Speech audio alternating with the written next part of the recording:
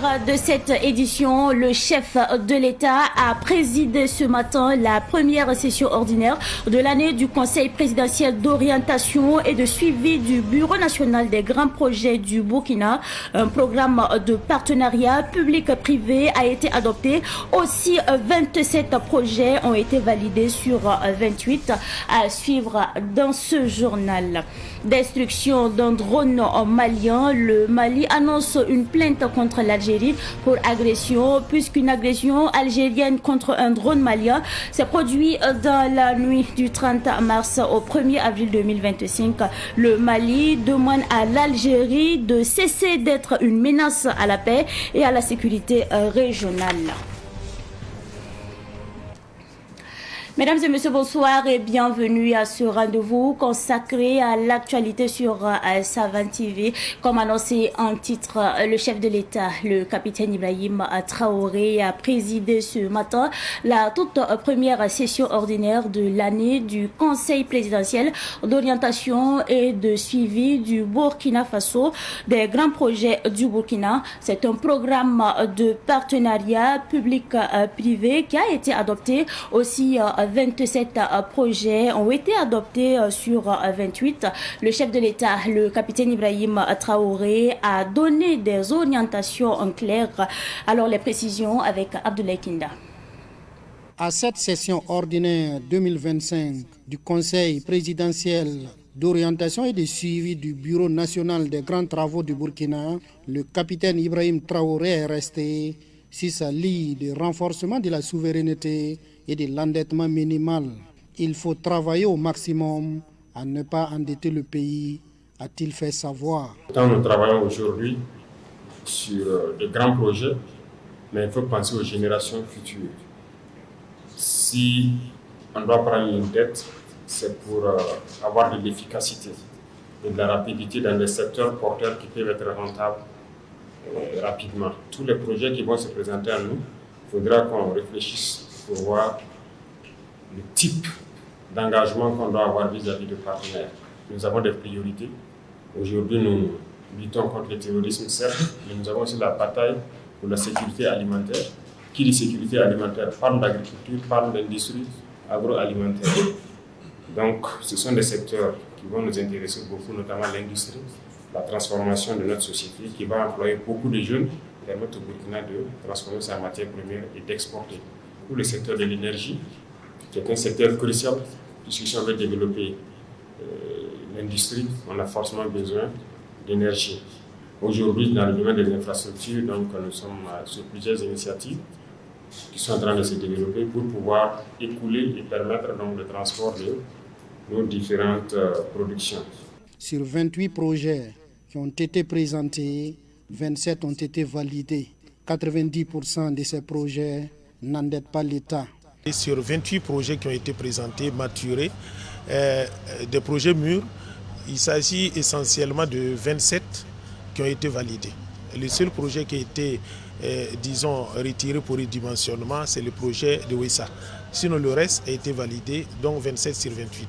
Et parmi ces 27, il faut noter que les 23 essentiellement sont des projets à paiement par les usagers, ce qui dénote 90 à 26% de projets qui n'endettent pas forcément l'État, ce qui rentre en droite ligne avec la vision du chef de l'État et pour que des projets d'envergure de développement économique et social puissent être déployés pour l'ensemble de la population.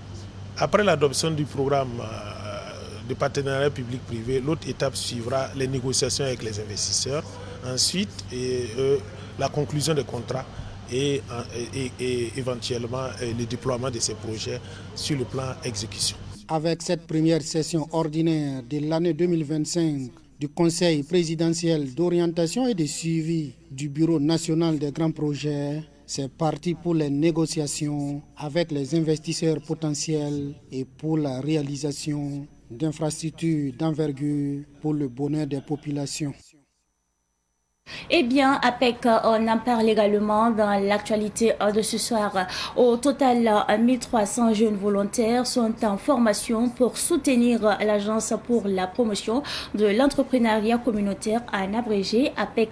Ces jeunes sont outillés sur les valeurs du civisme, du protectionnisme qu'ils vont à leur tour partager avec les citoyens dans tous les pays pour les encourager à adhérer à l'APEC.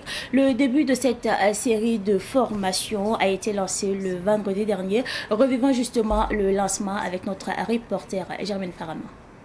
Ces jeunes en formation sont des volontaires qui vont accompagner l'Agence pour la promotion de l'entrepreneuriat communautaire APEC dans la promotion de son programme de l'entrepreneuriat. Après ces 2 jours de formation, ces volontaires vont parcourir les 13 régions du pays pour susciter plus d'adhésion à l'APEC afin d'accroître le nombre de souscripteurs à l'actionnariat communautaire. La jeunesse constitue la frange la plus importante de notre population et le fait de leur appropriation d'un programme qui vient de s'implémenter dans le pays va garantir sa pérennité par une compréhension partagée dès le bas âge et à des âges intermédiaires.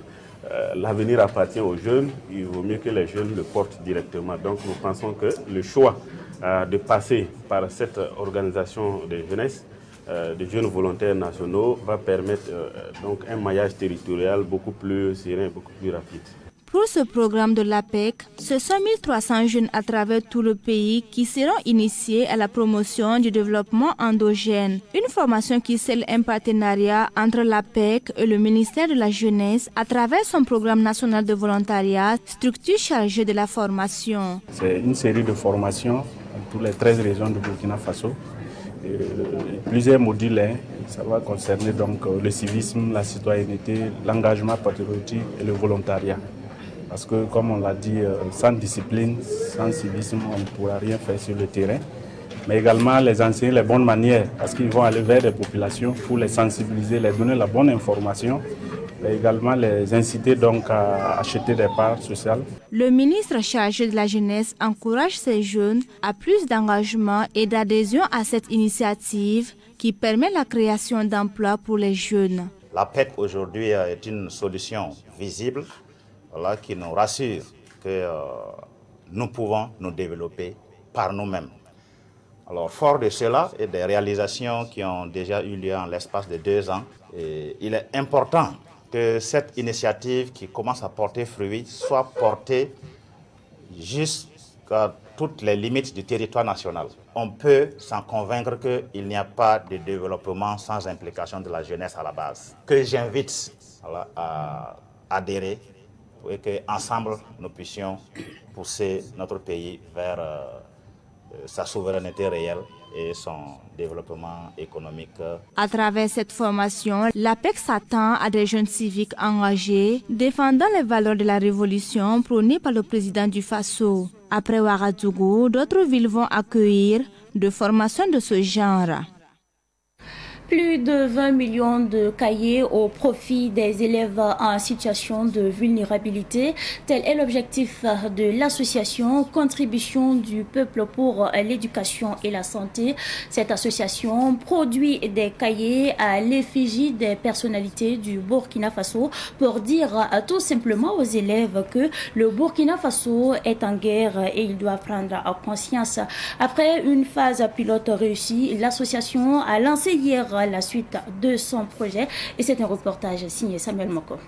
Ces cahiers scolaires à l'effigie des forces de défense et de sécurité FDS, des volontaires pour la défense de la patrie VDP et du président Ibrahim Traoré sont l'œuvre de l'association Contribution du peuple pour l'éducation et la santé CPES. Avec une estimation d'1 million de production pour la phase pilote, l'association CPES a pu produire plus d'1 demi-million de cahiers pour venir en aide aux élèves dont les parents sont en situation de vulnérabilité.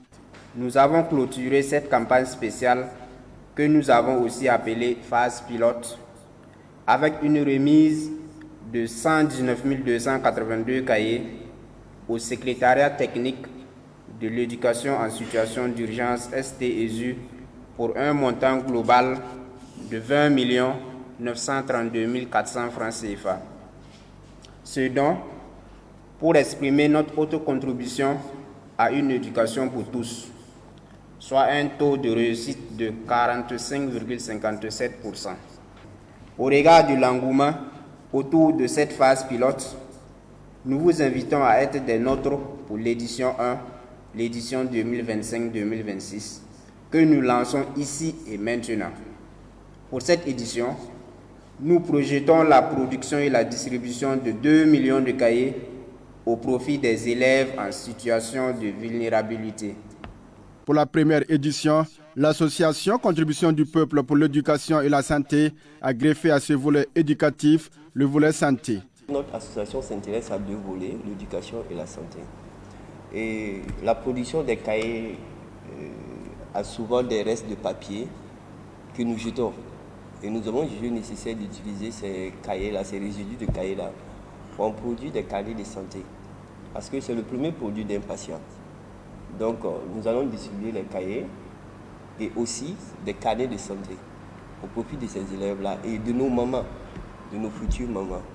Ces carnets sont standards, c'est juste la couverture qui change, l'intérieur reste les mêmes. Voilà. Donc c'est un peu cela, pour faciliter l'accès aux soins des enfants de 0 à 5 ans et surtout des élèves vulnérables. Il est vente strictement interdite. Ces cahiers seront distribués gracieusement aux personnes en nécessité. Faisant le bilan, l'association Contribution du peuple pour l'éducation et la santé a exprimé à vive voix sa reconnaissance à l'AELT, au CCVA, à la douane, au Mogonaba et à toutes les bonnes volontés qui l'ont soutenu au cours de la phase pilote. Rasmani Daniel Sawadogo est désormais docteur en sciences politiques, juridiques et de l'administration. Option médiation, gestion des conflits et paix. Il s'en sort avec la mention très honorable. La soutenance de sa thèse a eu lieu le samedi dernier au sein de l'université virtuelle à Ouaga 2000. Revivons justement cette soutenance avec Ahmed Joël Compaoré. De ce fait, le jury estime que vous méritez la mention très honorable. L'impétrant Rasmani Daniel Sawadogo a réussi à convaincre le jury avec sa thèse sur la médiation dans la résolution des conflits miniers. Des conflits miniers dont la solution se trouve dans la médiation selon l'impétrant. Nous avons choisi de travailler sur la gestion des conflits miniers. Si vous remarquez, il y a tellement de conflits liés à l'exploitation minière au Burkina Faso. Que ce soit les conflits intercommunautaires, que ce soit les conflits avec les propriétaires terriens, que ce soit les conflits avec les exploitants terriens eux-mêmes. Donc c'est ce qui nous a poussé à envoyer notre thème pour étudier par rapport à la gestion des conflits miniers. Ça nous a permis de présenter les fruits de notre travail durant les 3 ans de recherche et ça donnait des conclusions comme quoi la médiation est un mode alternatif de résolution de conflits et aussi un mode promoteur pour la résolution des conflits miniers. La médiation dans la résolution des conflits miniers au Burkina Faso est un thème d'actualité bien présenté selon le président du jury, le professeur Alkassoum Maïga. Il est d'actualité parce qu'on est habitué aussi à voir des tensions très vives entre les mines et les riverains, soit les orpailleurs, soit les communes et les populations riveraines. Et quand quelqu'un prend la décision de réfléchir pour trouver des solutions à des situations de tension, c'est que c'est une thématique qui est d'actualité. Et toute réflexion qui peut apporter un minimum de tranquillité pour notre pays, surtout en ce moment où on est sur plusieurs fronts, c'est que vraiment on doit saluer ces initiatives-là. Nous estimons que nous sommes satisfaits de sa production et le jury estime que cette mention haute-là, c'est la mention que mérite ce document et l'impétrant. C'est après études et recherches que Dr Sawadogo est parvenu à ces résultats. Le résultat auquel nous sommes parvenus, c'est qu'on a trouvé que la médiation était un mode promoteur et alternatif pour la résolution des conflits. Pour le monde minier et puis la nation toute entière, vous savez, tout ce qui prône à l'apaisement, ça lie quand même de cohésion sociale. Et tant que la cohésion sociale ne développe pas, si vous n'avez pas de paix, il ne peut pas avoir de développement. Donc nous pensons que ça peut être utile pour permettre aux uns et aux autres de s'embrasser et de vivre en paix et de vivre dans un bon climat social, économique culturelle et politique. Le docteur Rasmane Daniel Sawadogo prévoit de diffuser les données collectées pour contribuer à la résolution des conflits miniers au Burkina, surtout dans ce contexte où l'État burkinabé fait du contrôle des sociétés minières son cheval de bataille. Nous parlons soutenance toujours. L'étudiante Sakina Touzundi a présenté son rapport de stage de fin de cycle sur le thème exploitation de la technologie NDI car de Savane TV le vendredi dernier à l'IST. Elle a obtenu la note de 17,22 sur 20 devant un jury qui a salué en tout cas la qualité de son travail. Le film de la soutenance avec nos reporters Cynthia Zongana et Jamilatou Osakana. Au vu de tout cela, le jury pense que vous méritez la mention très bien avec la note de 17,22.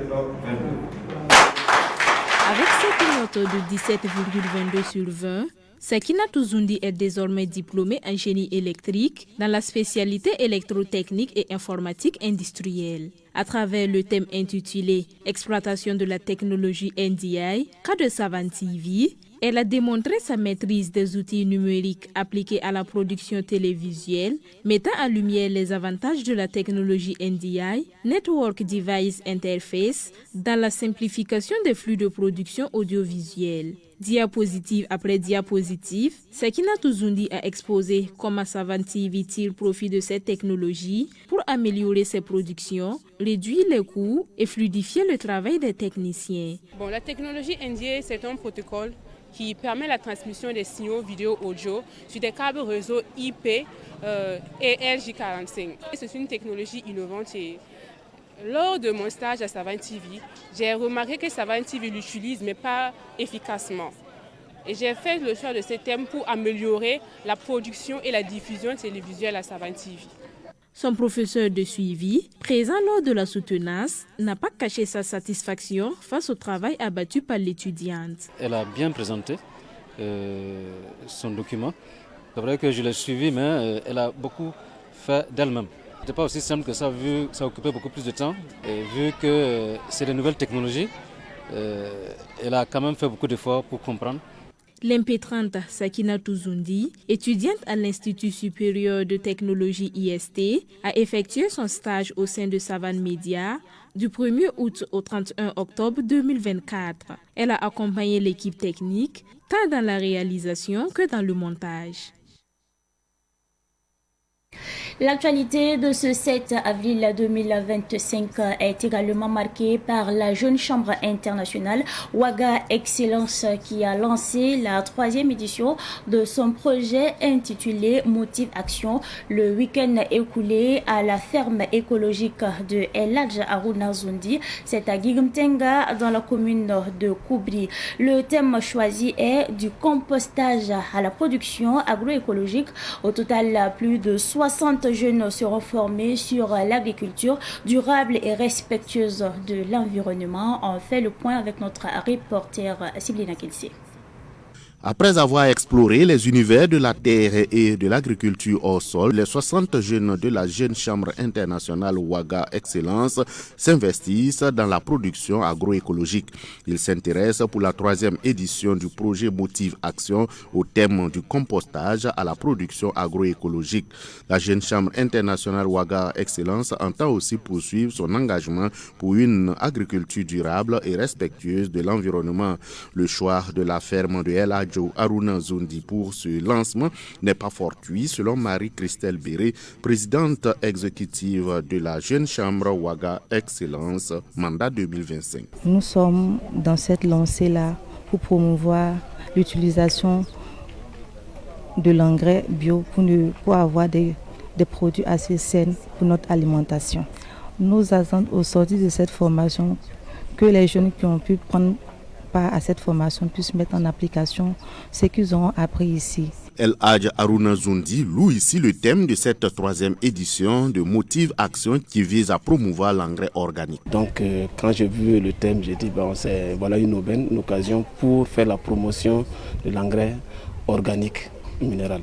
Parce que vous voyez sur ce site, il y a l'usine de production d'engrais Top Agro Et depuis son installation, son lancement depuis 2023, nous ne produisons que des engrais organo-minéraux pour apporter une double solution aux producteurs agricoles.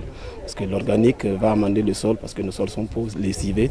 Maintenant, la partie fertilisante va servir à nourrir les plantes. Le représentant du ministère en charge de l'agriculture, Prosper Zemba, directeur général des productions végétales, a salué cette initiative. Et comme nous connaissons que nos sols sont pauvres, ce sont des activités à soutenir parce que le compost permet donc de rehausser le niveau de fertilité des sols et garantit donc une production agricole durable. Donc en tant que DG des productions végétales, j'ai en tout cas admiré en tout cas cette idée et j'ai associé en tout cas ma voix et ma participation physique à cette activité. Après la visite des compartiments de la ferme et de l'usine de fabrication des engrais, Prosper Zemba invite d'autres entrepreneurs agricoles à emboîter les pas de El Hadj Aruna Zoundi. Nous avons déjà une collaboration donc, dans le cadre du suivi de ces activités, du contrôle de ces engrais, mais également dans la sensibilisation donc, des acteurs terrain, notamment les producteurs et les collaborateurs, à la promotion des engrais organo-minéraux, puisque ces engrais-là offrent donc deux solutions. Un amendement du sol, voilà, en matière organique, mais également en matière minérale pour nourrir la plante. Et l'année dernière, en 2024, nous avons eu une collaboration dans ce sens-là qui a permis de pouvoir donc mettre à la disposition des producteurs des engrais donc, à prix réduit. Cette initiative de la jeune chambre Ouaga Excellence vise à apporter sa contribution à l'offensive agro-pastorale et halieutique du président du Faso. Le souhait du DG des productions végétales Prosper Zemba est que ces jeunes de la jeune chambre internationale Ouaga Excellence puissent s'engager dans la production agricole durable au Burkina Faso. Après Koubri, nous déposons nos valises dans la commune rurale de Tanguin-Dassouri et nous parlons justement de l'association des ressortissants de Gauguin pour le développement qui a pour la première fois depuis sa création en 2023 lancé officiellement ses activités de développement du village pour les années à venir. La cérémonie s'est tenue le samedi dernier dans le village de Gauguin situé dans la commune de Tanguin-Dassouri, province du Kadiogo, région du centre. Et c'est un reportage signé Chérif Boukari Dianda. C'est devant des autorités administratives, coutumières et religieuses et la population que l'association des ressortissants de Gauguin pour le développement a décliné officiellement les actions à mener pour le bonheur du village de Gauguin 1 et partant de la commune de Tanguin-Dassouri. Nous avons un projet qui nous invite à se mettre à la tâche dès maintenant pour pouvoir faire les réalisations dont le programme a été établi. Nous avons tantôt cité ici, il s'agit donc des infrastructures entrant dans le cadre de la santé, parce que ici vous savez bien qu'il n'y a pas un lieu où on peut se retrouver pour pouvoir se soigner en cas de besoin. Voilà, donc c'est notre premier point. Et ensuite, nous avons la maison des jeunes qui est inachevée, qui est en cours de construction. Et maintenant, nous voulons donc accompagner les jeunes à pouvoir terminer donc ce chantier. Nous avons aussi souhaité de pouvoir réaliser des forages pour aider les femmes à se passer donc des corvées d'eau, parce que nous avons compris qu'ici les points d'eau sont distants donc des ménages. La présidente de la délégation spéciale de la commune de Tanguin-Dassouri, Rabiata Sawadogo, a salué l'engagement de l'association à travers sa représentante Aminata Ouedraogo. Madame la PDS félicite et encourage l'association pour la bonne initiative qu'ils ont entreprise envers leur village. C'est des gens qui ont pris l'initiative de s'occuper de leur village en infrastructure, en formation pour les femmes. Vraiment, c'est une très bonne initiative. Pour accompagner l'association dans ses actions, Amadou Nakoulma, dit Papa Nakoulma, a offert la somme de 250 000 francs CFA à l'association. Plusieurs activités récréatives ont été menées au cours de cette journée. Il s'agit entre autres d'une course cycliste féminine remportée par Véronique Cabré, d'une kermesse, d'un match de football qui a opposé les jeunes de Gauguin 1 à ceux de Koudieri et une soirée dansante accompagnée de prestations d'artistes. Le drapeau de l'AES flotte désormais dans l'enceinte de la mairie de l'arrondissement 6 de la ville de Ouagadougou. C'est un don du cycliste Frédéric Kaboré, alias le cycliste de l'AES, pour permettre justement une meilleure connaissance et une meilleure intégration du drapeau de l'AES au sein des populations. La cérémonie de remise du fanion a eu lieu le jeudi dernier à la mairie en présence de notre reporter Daouda Yamero.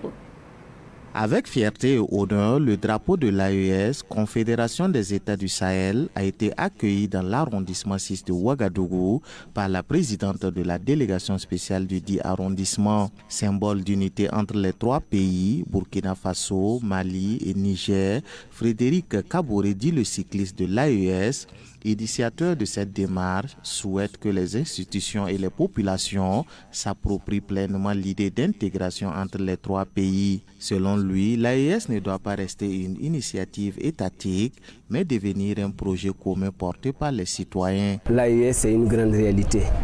Et si quelque chose vient de naître, c'est la jeunesse qui doit le faire, promouvoir, le faire sortir, aller très loin. Et moi qui soulevais déjà un drapeau, et Burkina, Mali, Niger disant le drapeau de l'AES. Quand le drapeau de l'AES même sort, je dois être le premier à le soulever encore plus haut et très plus haut pour que les gens le voient. C'est pour ça que j'ai visé les mairies qui sont les premiers lieux que les gens passent pour aller presque partout et faire toutes les activités et toutes les missions. Donc j'ai décidé de remettre ça à les PDS pour qu'ils présentent ça aussi à ceux qui vont rentrer et les membres même des mairies parce que beaucoup de personnes, ils ne l'ont pas encore vu.